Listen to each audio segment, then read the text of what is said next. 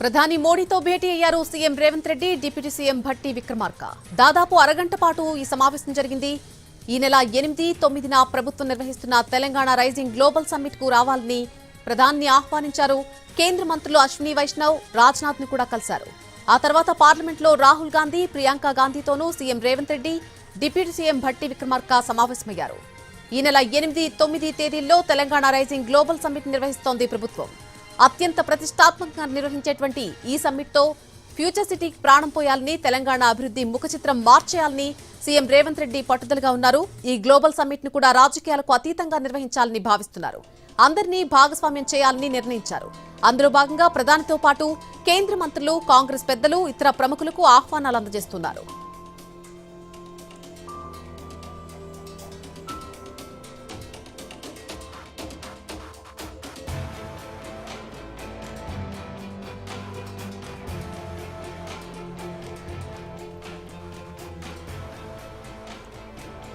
ప్రధాని మోడీతో భేటీ అయ్యారు CM Revanth Reddy, deputy CM Bhatti Vikramarka. దాదాపు అరగంట పాటు ఈ సమావేశం కొనసాగింది. అలాగే ఈ నెల 8, 9న ప్రభుత్వం నిర్వహిస్తున్నటువంటి తెలంగాణ రైజింగ్ గ్లోబల్ సమ్మిట్ కు రావాలని ప్రధాని ఆహ్వానించారు.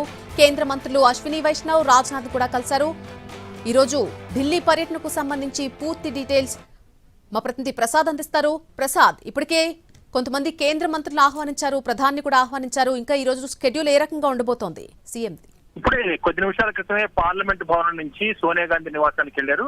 వాస్తవానికి ఖర్గే కార్యాలయంలోనే, పార్లమెంట్ లోనే సోనియా గాంధీ కనుక వచ్చినట్లయితే అక్కడే ఆహ్వానించాలని చెప్పి అనుకున్నప్పటికీ కూడా ఛత్తీస్గఢ్ మాజీ ముఖ్యమంత్రి భూపేష్ బఘేల్, అదేవిధంగా ఖర్గే వీరందరితో మాట్లాడుతున్న సందర్భంలో సోనియా గాంధీ తన నివాసానికి వెళ్ళిపోయారు. కాబట్టి పార్లమెంటు భవన్ నుంచి సోనియా గాంధీ నివాసానికి వెళ్లి అక్కడ స్వయంగా ఆహ్వానాన్ని అందజేసేందుకు వెళ్ళడం జరిగింది. ఆ తర్వాత అక్కడి నుంచి నేరుగా ఎయిర్పోర్ట్ కి వెళ్లి ఆ తర్వాత అక్కడి నుంచి హైదరాబాద్ బయలుదేరి వెళ్తారు. ప్రధానంగా ఈ పర్యటనలో ముఖ్యమైన అంశం దాదాపు 100 దేశాల నుంచి ప్రతినిధులు వస్తున్నటువంటి ఈ గ్లోబల్ సమ్మిట్ కు అందరూ కూడా రావాలని ఆహ్వానించడం కోసమే రావడం జరిగింది. ఇక్కడికి ఢిల్లీ రావడం జరిగింది.